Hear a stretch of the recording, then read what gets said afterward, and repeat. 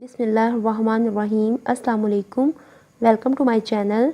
आज मैं आपको मौसमी गर्मा में घर पर मीठा और गाढ़ा दही बनाने का तरीका बताऊंगी। तो चलिए इसे बनाना स्टार्ट करते हैं।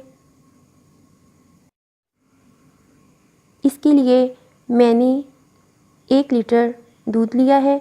आप अपनी ज़रूरत के मुताबिक इसे कम ज़्यादा कर सकते हैं। तो सबसे पहले हम दूध को बॉईल करेंगे। अगर आप बाज़ार का दूध इस्तेमाल करते हैं या गवाले का दूध इस्तेमाल करते हैं और वो थोड़ा पतला होता है, तो इसको थोड़ा सा थिक करने के लिए आप इसको थोड़ा ज़्यादा देर बॉईल करें। 3 से 4 मिनट इसको हाई फ्लेम पे आप अच्छी तरह से बॉईल कर लें।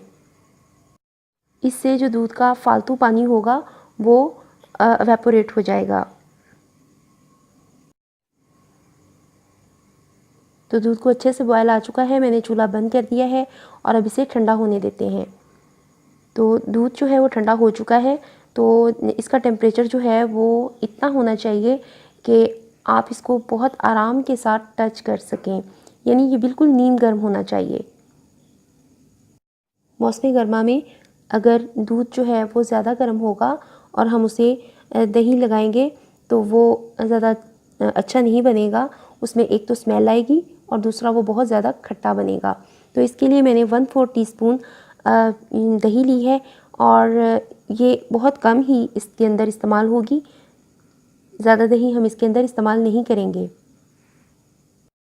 अब इस दही में 2 या 3 टेबलस्पून दूध ऐड करेंगे और इसे अच्छी तरह से मिक्स करेंगे ताकि इसमें कोई लम्प्स ना रहें। इसको अच्छी तरह से फेंट लें। तो अब इसे हम दूध में ऐड करेंगे और इसे अच्छी तरह से फेंटेंगे। इसे दूध को इतना फेंटें कि इसके ऊपर छाग आ जाए। तकरीबन 2 से 3 मिनट इसे फेंटिए। तो ये देखिए दूध के ऊपर झाग आ चुका है।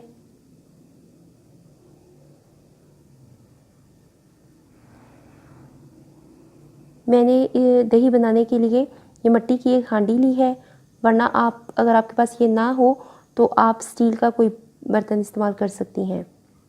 तो इसके अंदर अब मैं सारा दूध जो है वो ऐड कर दूंगी और इसे ढाँप कर रूम टेम्परेचर पे ही इसे छोड़ दूंगी और तकरीबन 4.5 घंटे के बाद मैं इसे देखूंगी। दूध को रखे हुए 5 घंटे हो चुके हैं, तो दही बिल्कुल तैयार हो चुका है।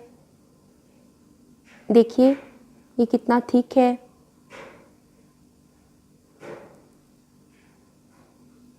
तो मेरे चैनल को सब्सक्राइब कीजिए, शेयर कीजिए, लाइक कीजिए और नेक्स्ट वीडियो तक मुझे इजाज़त दीजिए। अल्लाह हाफिज़।